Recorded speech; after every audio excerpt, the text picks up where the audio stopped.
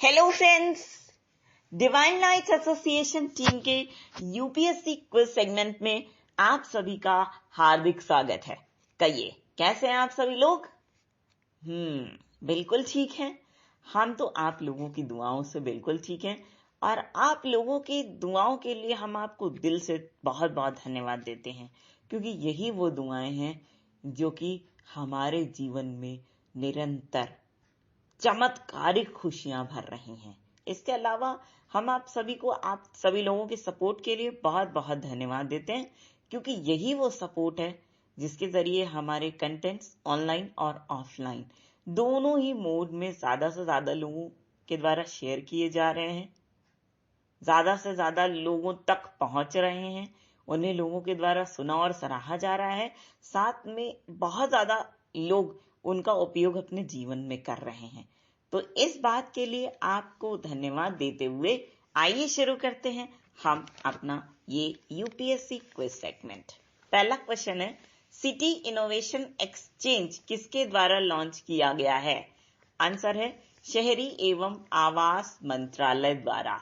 ठीक है, urban and housing ministry जो होती है उसके द्वारा। अब देखो, सिटी इनोवेशन एक्सचेंज होता क्या है, एक एग्जाम्पल से हम आपको समझाते हैं। दोस्तों, एक घटना है।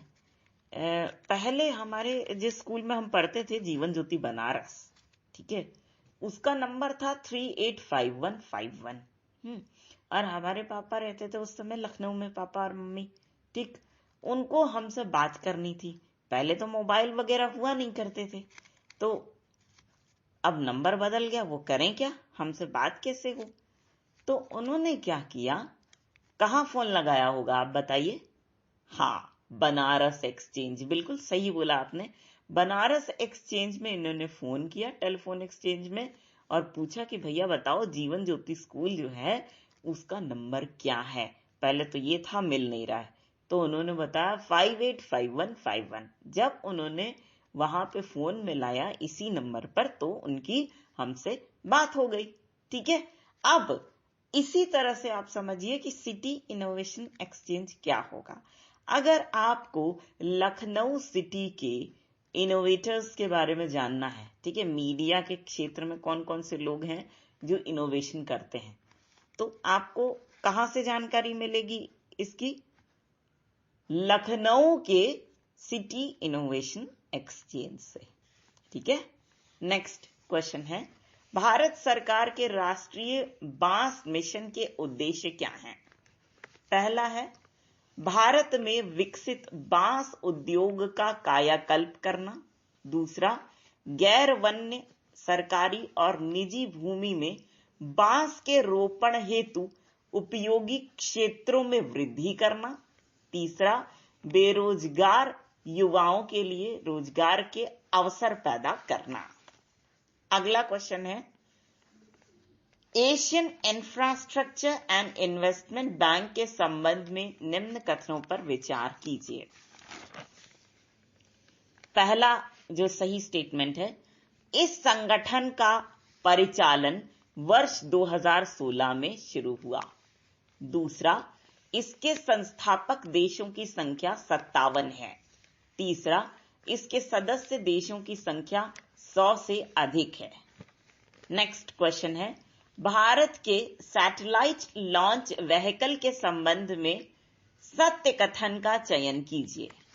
इसका आंसर है PSLV पृथ्वी की निगरानी के लिए उपयोगी उपग्रहों का प्रक्षेपण करते हैं, जबकि GSLV को मुख्य रूप से संचार उपग्रहों को लॉन्च करने के लिए डिजाइन किया गया है।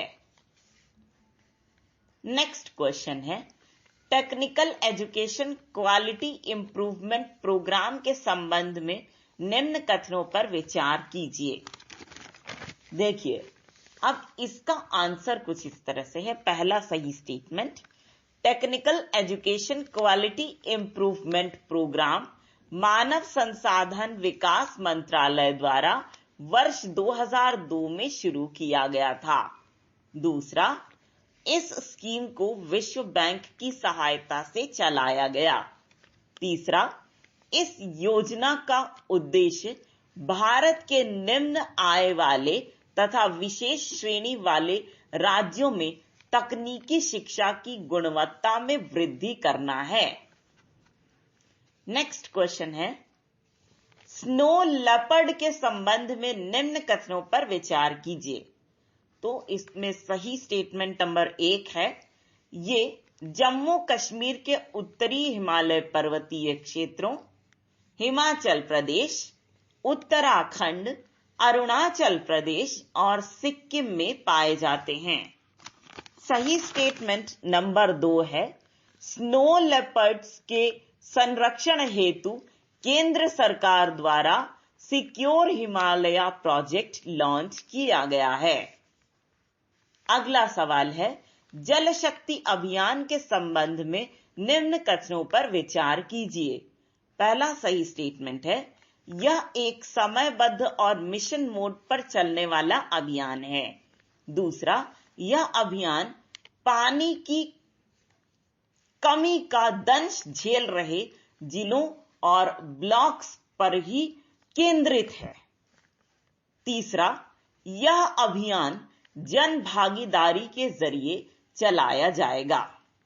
नेक्स्ट क्वेश्चन है, मागुरी मोटा पंग बील आर्द्र भूमि कहां स्थित है? आंसर, असम में।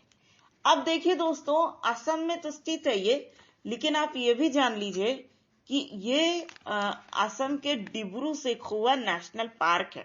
ठीक है, इससे 10 किलोमीटर की दूरी पर ही है। ठीक है, नेक्स्ट और लास्ट क्वेश्चन है, डिब्रू सेखोवा राष्ट्रीय उद्यान कहां स्थित है?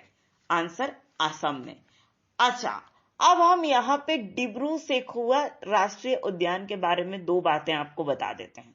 पहला, डिब्रू सेखोवा राष्ट्रीय उद्यान कौन कौन से जिलों में स्थित है? तो ये है डिब्रू और तिनसुकिया जिले में स्थित। कौन कौन से? डिब्रू और तिनसुकिया। अब दूसरी बात क्या है भाई, कि इसको बायोस्फीयर रिजर्व कब घोषित किया गया था? यानी जो डिब्रू सेखोवा राष्ट्रीय उद्यान है, इसको बायोस्फीयर रिजर्व घोषित किया गया था जुलाई 1997 में। ठीक है, अब इस पार्क के उत्तर में ब्रह्मपुत्र नदी और लोहित नदी है। ठीक है, और दक्षिण में कौन सी नदी है? डिब्रू नदी। ठीक, तो दोस्तों ये थी इस पार्क के बारे में कुछ इंफॉर्मेशन, और इसी के साथ हमारा ये सेगमेंट यहीं पर खत्म हो गया।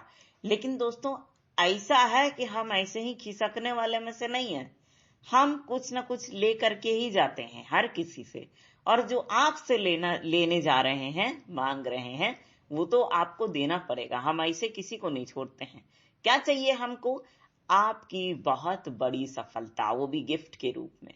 तो दोस्तों इसके लिए हम आप सभी की divine creative skills, divine immunity, divine will power और डिवाइन हैप्पीनेस, इन सभी ताकतों से प्रार्थना करेंगे कि आप सभी लोगों को ये ताकतें खुश रहने में, स्वस्थ रहने में, आप जिन कार्यों को कर रहे हैं, जिनको आपको दिया गया है, जो आपने निर्धारित किए हैं, उन सभी कार्यों को बखूबी निभाने में और बड़ी बड़ी चुनौतियों का सामना करने में ये ताकतें आपकी मदद करें।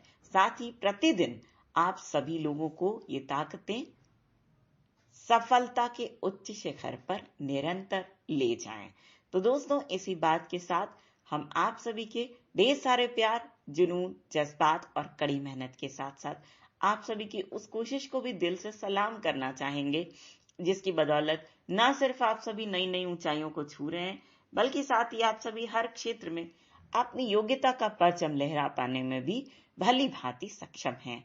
तो दोस्तों इसी बात के साथ और इसी भावना को गर्व से अपने मन में संजोए हुए एक बार फिर पूरी डिवाइन लाइट्स एसोसिएशन टीम की ओर से हम आप सभी को कहना चाहेंगे दिल से प्यार भरा नमस्कार।